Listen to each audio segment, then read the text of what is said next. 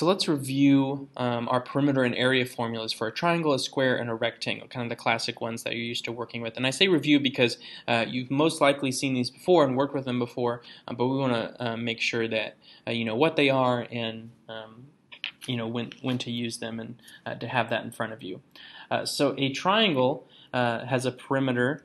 If you look at this figure here, okay, so it has lengths of sides A, B, and C. Okay, that's the length of each of those sides. And so we would say the perimeter is A plus B plus C. Remember, perimeter for any figure is just the length of all of the sides added together. And so for a triangle, we just add up each of those sides, A plus B plus C. The area of a triangle is its base times its height, and 1/2 of that. So we say 1/2 base times height. Okay? So you take 1/2 times your base right here times the height right here. And that would be the area of that triangle. For a square, we have side S, okay? And all of the sides would be S because a square should have 4 congruent sides. And so the perimeter for a square, which you could just add each of the sides, S plus S plus S plus S, or just think about it as 4S, 4 times S, 4 times whatever one of those side lengths is. That would be the perimeter of a square. And the area of a square is just side times side, and so that would be side squared. Okay, side times side. For a rectangle, we have 2 of the sides that are equal, so the width and the other, it's opposite. And then the same for the other pair. The length and its opposite would be congruent as well. So the perimeter, again, you could do one side, you know, add up all the sides together, or 2 times the length plus 2 times the width would be the perimeter. Okay? So again, you could add up all the sides, or just think 2 times the length, 2 times plus 2 times the width. And the area of a rectangle is length times width. Okay? That longer side times the shorter side. You'll also need the distance formula for this lesson in order to find the distance between 2 points on a coordinate plane, and then that will help you determine the length of that side. So you might want to write that down. The distance formula is equal to the square root of x sub 2 minus x sub 1 squared plus y sub 2 minus y sub 1 squared. Okay? It might be helpful just to write that down again so you have that right in front of you, so you don't necessarily have to flip back when doing this problem right here. Or maybe you've already memorized it, so kudos to you. So let's look at an example where we're finding the perimeter and area of a polygon using the vertices with the vertices that are coordinate points in a coordinate plane. Okay, so let's look at this example number 3. So we're going to find the perimeter and area of the polygon with the given vertices D, 1, 3, E, 4, negative 3, and F, negative 4, negative 3. So we've got our coordinate plane over here, and let's go ahead and graph our points so we can see what type of polygon we're working with. Although if you're paying attention to the number of sides as actually the same number of the vertices, then you'll notice that if we have 3 vertices, then we're going to have 3 sides, and so you should already know what figure we have, a triangle. But let's go ahead and graph them. So D is at 1, 3. 1, 3 is right here. That's D. E is at 4, negative 3. Right here. And F is at negative 4, negative 3. Right there. Okay.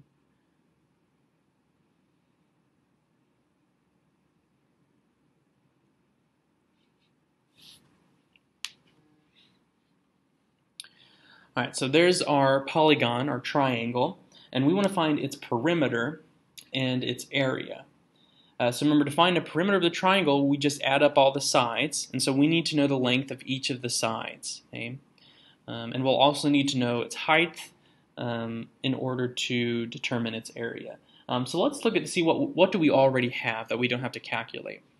So we have this side here, FE, and since it's perfectly horizontal on the coordinate plane, we could just find the difference between those points or count the boxes to determine what's the length of that side. So from F to E, 1, 2, 3, 4, 5, 6, 7, 8. And so it has a length of 8. Okay? So we know FE has a length of 8. But since DF and DE are diagonal and not just horizontal vertical, we're going to have to use the distance formula to find the distance between D and F and from between D and E, okay? To figure out how long those sides are. Because yeah, the distance between the points will tell us how long those sides are. We can actually determine the height from what we have here. So remember, the height of the triangle would be from D down to its base. Okay? So from up here to down here. And so if I'll just use a dotted line to signify that, the height. And so how far is it vertically from D down to the base FE? So I've got 1, 2, 3, 4, 5, 6. Okay? So we have a height of 6 on that one. So we know one base and we know the height, so we can find the area. But before we do that, let's do the perimeter. Okay? And so we're going to need to find the distance from D to E and from D to F.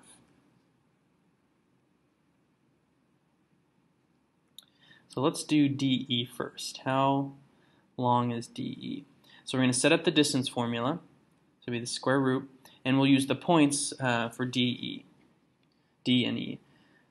So this would be 4 minus 1 squared plus negative 3 minus 3 squared.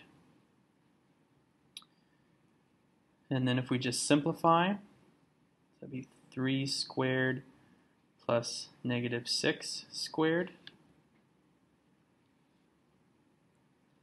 And then if we just simplify with the exponents, 3 squared is 9, 3 times 3, plus negative 6 squared is negative 6 times negative 6, which is 36. And that would be the square root of 45. Okay? Oops, can't see it, can you? So it'd be the square root of 45. And that's not a perfect square, right? So we can't put that into a calculator and it gets a whole number. So it'd give us a decimal if we did that. So we will simplify that down to a decimal in a second, but I don't want to do that till I've got everything together so that I don't lose any value or rounding along the way. So for right now, we just know that DE has a length of square root of 45. So let's find FD. Distance from F to D or D to F. So again, using the points for F and D.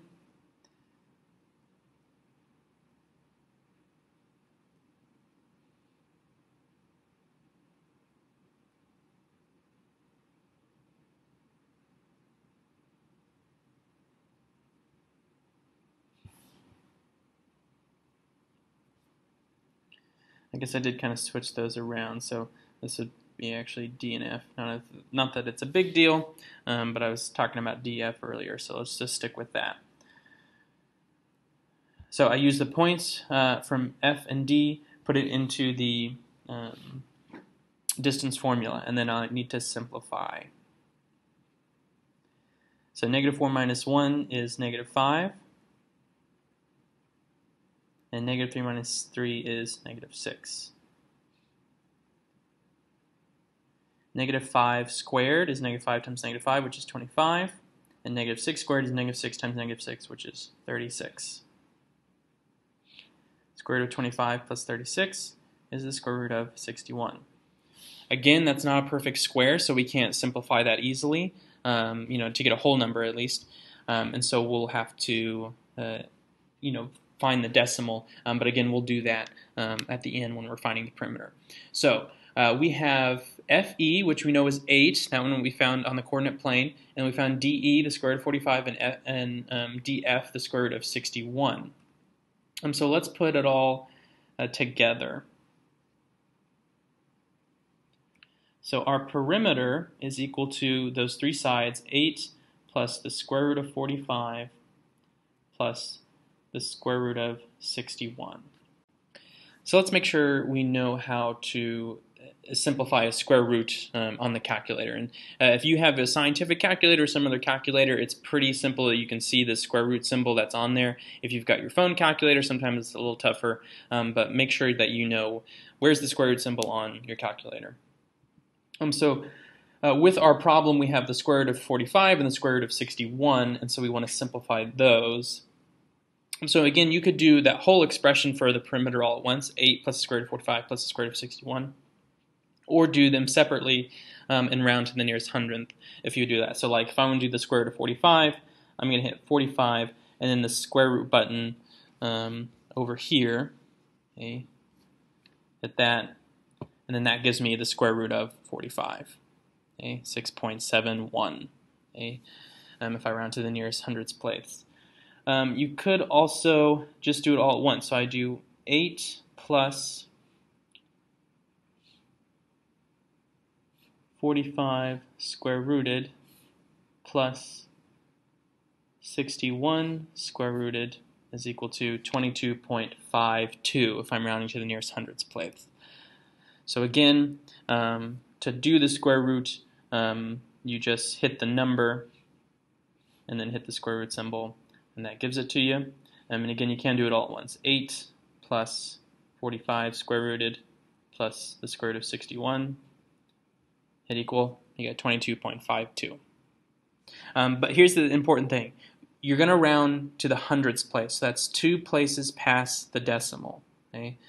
So unless the directions say specifically, something else, let's go ahead and round to the nearest hundredths place, 2 places past the decimal. So if I do that, I do 8 plus the square root of 45 plus the square root of 61, I get 22.52 units. And remember, because we don't have any specific, we don't know if these are feet, meters, anything like that. We just would call that units. 22.52 units. That's the perimeter around that triangle. So that's the first part of our answer, is the perimeter. And then let's do the area. Okay? Let's do the area. I'm going to do that in a different color. What's a good color? Maybe it's blue. Let's do a different color just so you can tell. So area, remember, is equal to 1/2 base times height.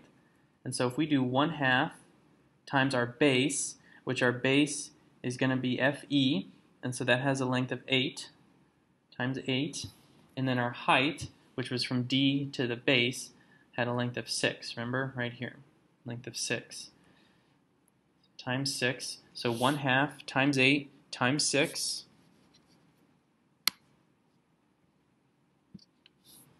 Eight times 6 is 48, times 1/2 is 24. And then that would be square units. Remember, area is in square units because you're taking one side times another side. And so this would be 24 square units, or units squared. Okay? And so that would be our answer there. I'm going to clean that up a little bit so you can see that better. 24 square units. Okay? 24 square units. This is just the beginning of our work with polygons. But this basic introduction gives you an idea of some of the knowledge and skills that you will need going forward.